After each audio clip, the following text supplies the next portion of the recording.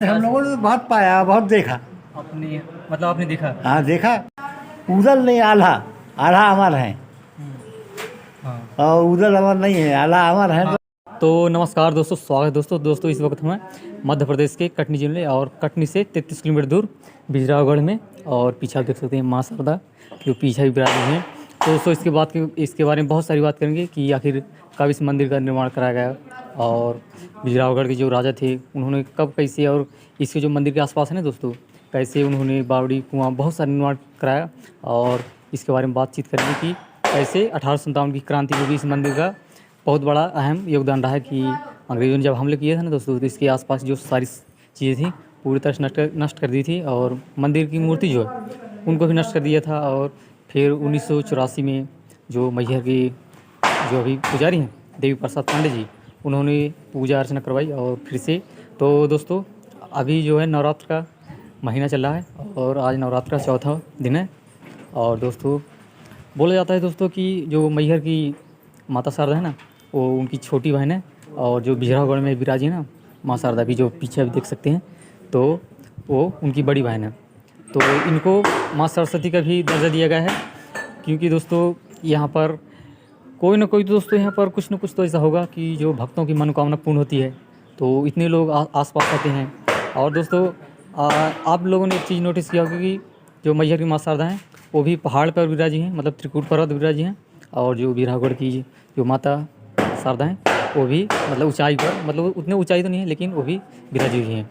तो दोस्तों अब बात करते हैं आखिरकार मंदिर का निर्माण कब कराया गया था। तो दोस्तों मंदिर के निर्माण के बारे में कहा जाता है कि यह इस मंदिर का निर्माण जो मैहर के राजा प्रयागदास थे 1826 में कराया गया था।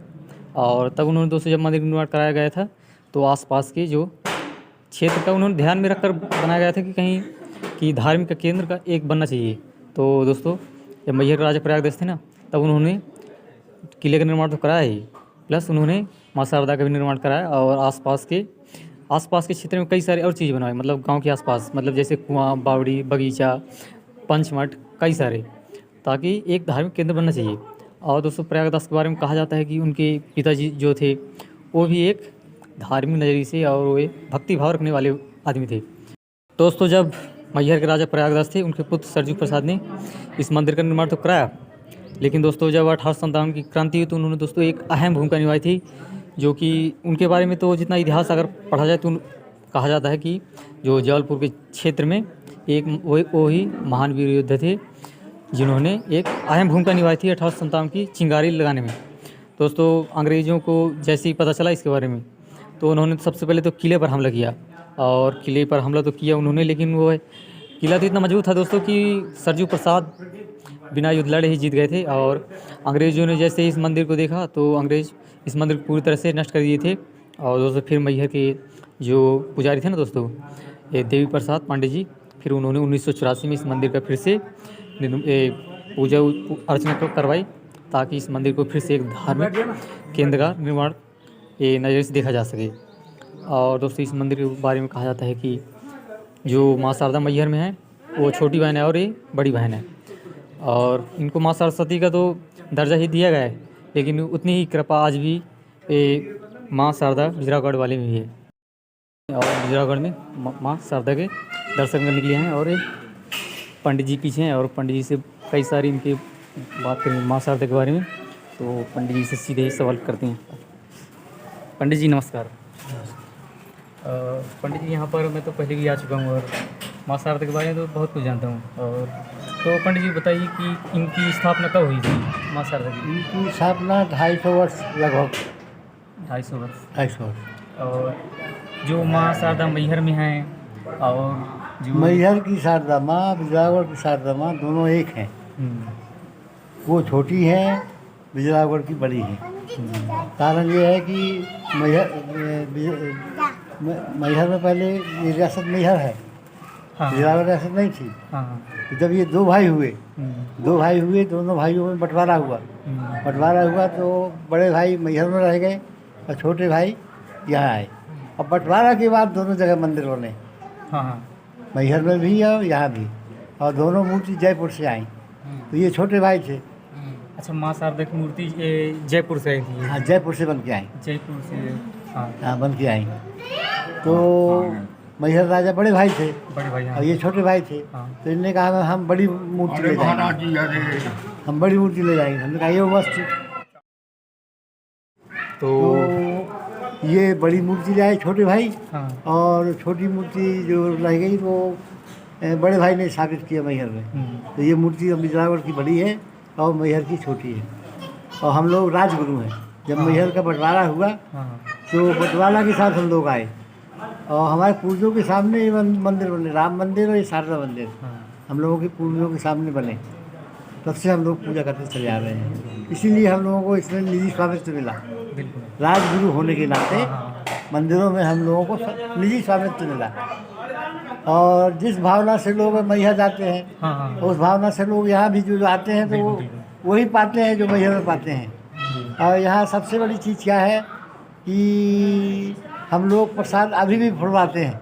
हाँ। नारियल हाँ। अभी फुड़वाते हैं हाँ। और मैहर में नहीं फुड़वाते, बंद है। यार ऊपर नहीं जाने दीजिए। और दूसरी चीज़ क्या है कि जितने दर्शनार्थी आते हैं उनको सबको हम लोग प्रसाद वितरण करते हैं। और सबसे बड़ी प्राथमिकता क्या है कि जो संतान की भावना से आते हैं लोग और यहाँ से मांग के लिए आते हैं, आज तक खाली नहीं गए।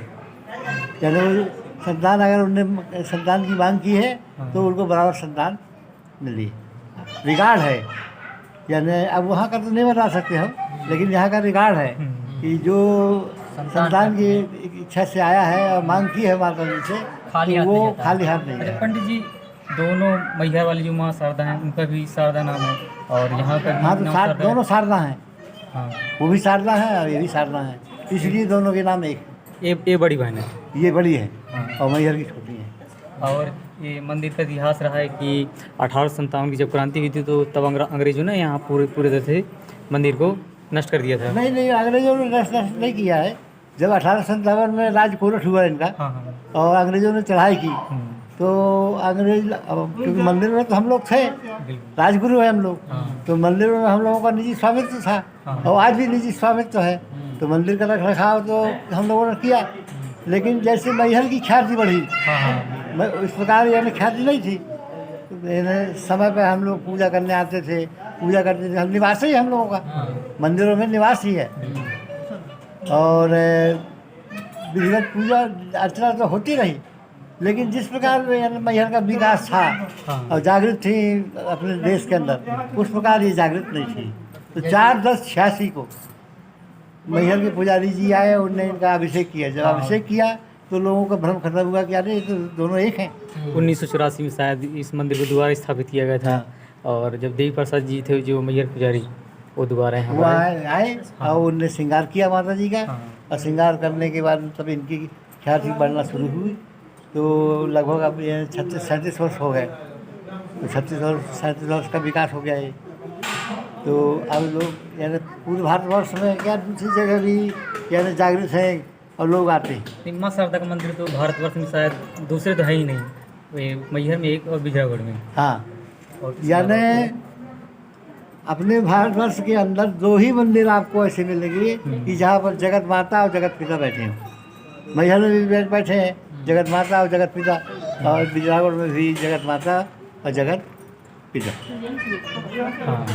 जैसे आला उदक सुबह महामैहर में आप पूजा करके जाते हैं, तो यहाँ भी ऐसे ये तो सिद्ध लोग हैं।